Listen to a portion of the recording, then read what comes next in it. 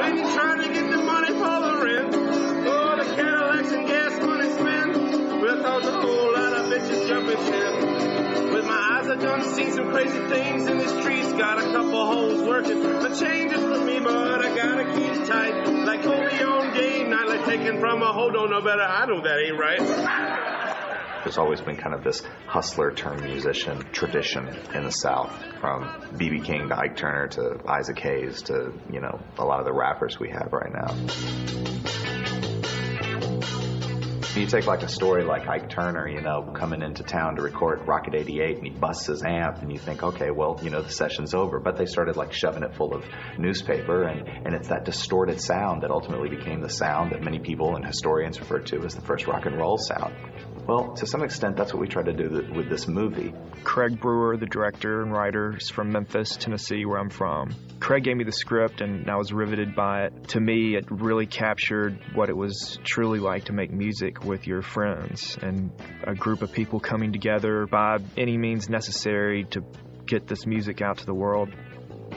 That spirit, I think, historically, especially in Memphis, and especially with music, has been perpetuating itself kind of forever.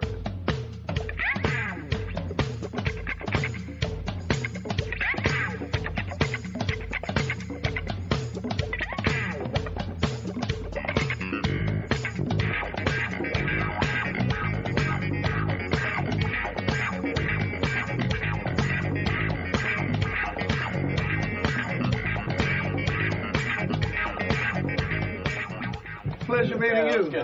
No, just fine. I know somebody that you know on Berta Road.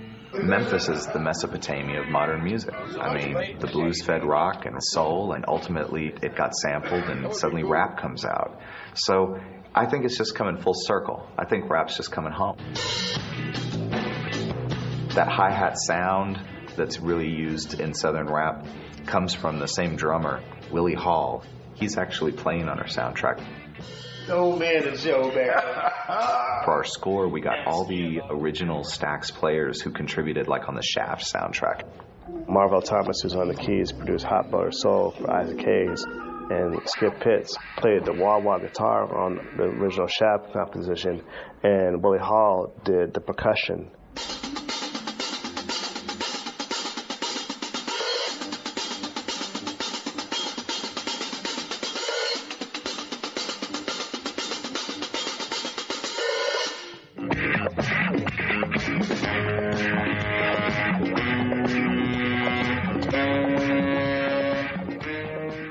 These are cats that just live in Memphis, you know? So we just got them together and we just tried to do that magic again.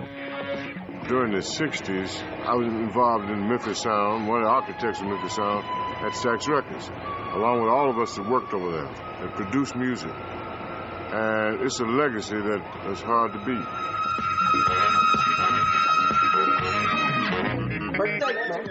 Isaac Hayes came by and said hi to everybody and took a look around and said, hey, you know, y'all couldn't afford me, so you got my boys, huh? I taught all these guys everything. I came here in Thanksgiving 1970 with Isaac Hayes after leaving the Isaac brothers. I've been with Isaac off and on for 35 years. Got to make like hockey and get the puck out of here. But we drew on people like B.B. King, Jimmy Lunceford, Hank Strozier, Booker Little, all these jazz greats.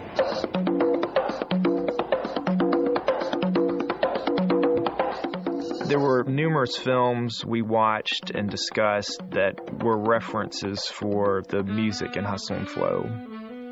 The scores Isaac Hayes did in the 70s were a big influence. Truck Turner, Shaft, Tough Guys, also Curtis Mayfield, Willie Hutch, Bobby Womack. Those were all big influences in the sound, the early 70s blaxploitation scores.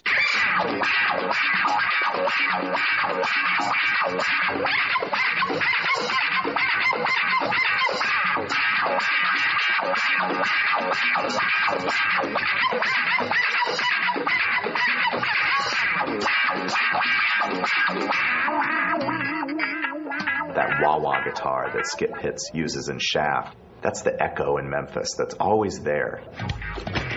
Let's get this to work, DJ.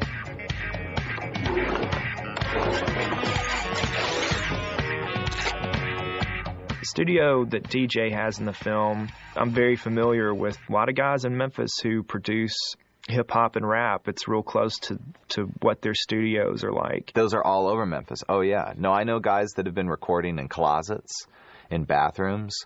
You know, any way they can get their voice out there, they will get it out there. The regular commercial studios, sometimes these kids can't afford that. So instead of watching the clock, looking over their shoulders, being distracted by time, they can do it at home at their own pace and work on their own material and develop it.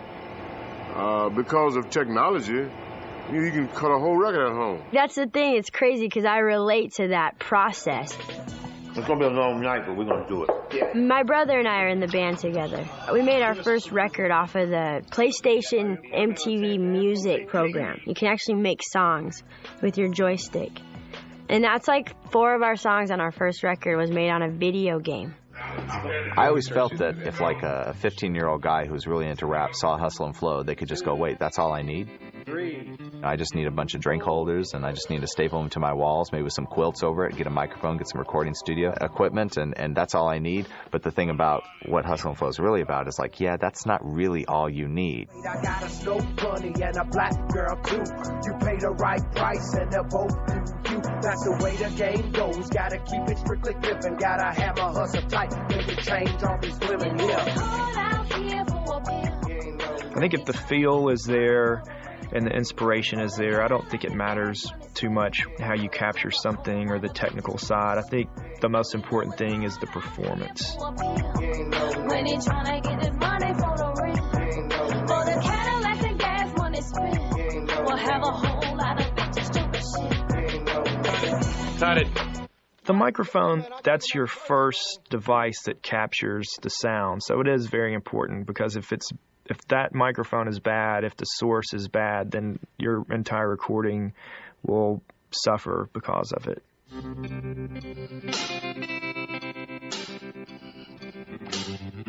It's very important for me to have the music in the picture be really, really hot and hip, so people will just be watching the movie and basically bobbing their heads while they're watching this picture. The Southern hip-hop scene is now the hottest part of hip-hop music. That's what everyone is interested in a whole new crunk sound.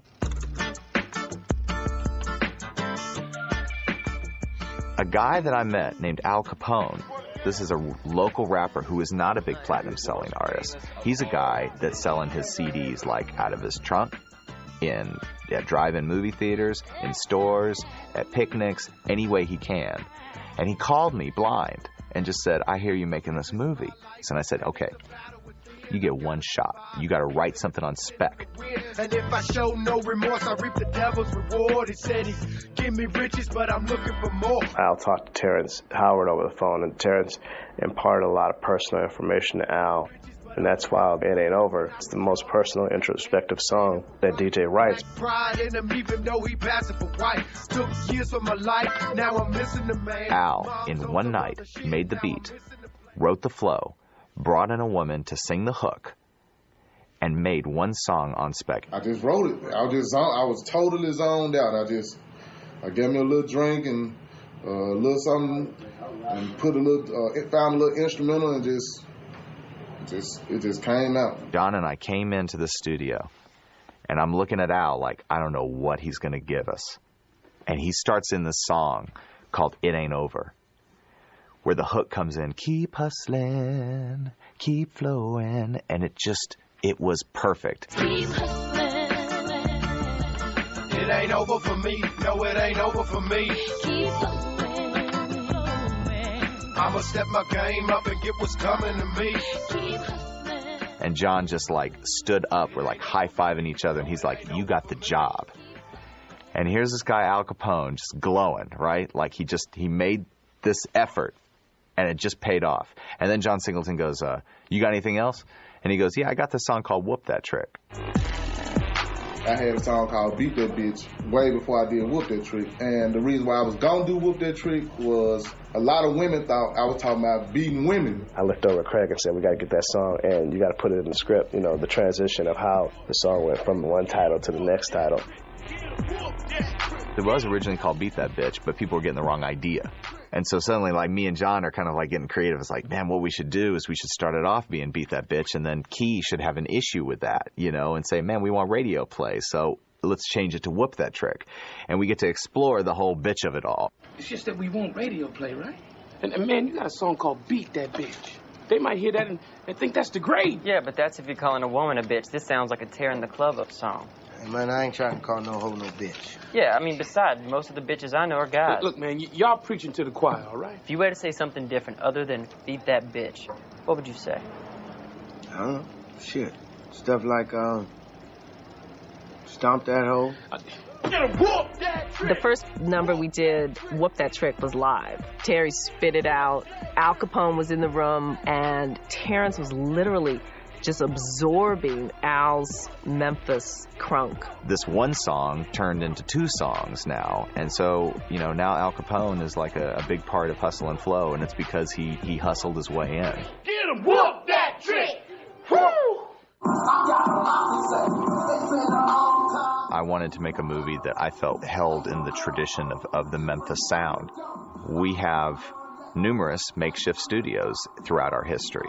Stax Records, which was like an abandoned movie theater that they just kind of split down the middle with a big old curtain, and suddenly starts recording Otis Redding and Isaac Hayes and the Bar-Kays and Staples singers. You know, I mean, this is a thrown-together studio that made some of the best music that we've had in the last century. Rap is coming back home to the South. Yeah, man. Because this is where it all began. Heavy percussion, repetitive hooks, sexually suggestive lyrics, man, it's all blues, brother. The same thing can be said with Elvis Presley and Johnny Cash at Sun Studios, where Sam Phillips, who I dedicated the movie to, took an old boarding house and brought in some old equipment and got some microphones and put some corn whiskey inside Howlin' Wolf, and suddenly magic happens. Now I'm just getting by, and it's fucking with me. See others doing big things, they was nothing to me. I'm seeing what I used to be, and it's looking legit. Got my hands on some music, started fucking with it. So, you know, you look at the rap scene, it's this hustler economy that happens throughout the rap community in Memphis. And when I started seeing how they were putting their music together, I was like, man, this is a Memphis tradition.